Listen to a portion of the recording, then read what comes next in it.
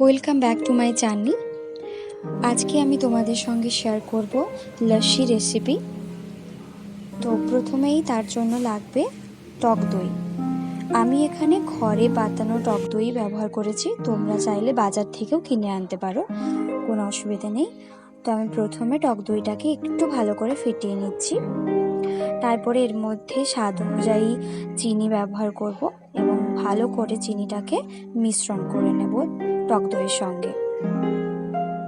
দেখতে পাচ্ছ আমি ভালো করে ফেটিয়ে নিচ্ছি টক দইটা।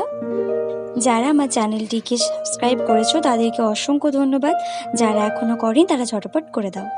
আচ্ছা, আমি টক দইয়ের মধ্যে জল অ্যাড করে নিচ্ছি।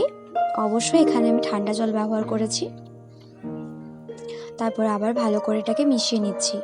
এরপরে আমি বিট লবণ ব্যবহার করছি, সঙ্গে সামান্য এমনি নর্মাল লবণও আমি দিয়েছি, তোমরা ওটা স্কিপ করতেও পারো।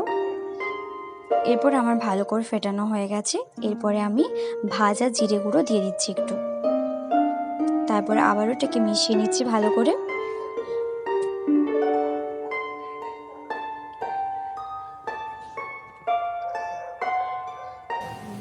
এরপর আমি কাঁচের একটা গ্লাস নিয়ে নিচ্ছি, এর মধ্যে আমি বরফের টুকরো দিয়ে দিয়েছি। এরপর আগে থেকে যে টক দইটা আমরা ভালো করে ফেটিয়ে রেখেছিলাম ওই মিশ্রণটা ঢেলে দিচ্ছি।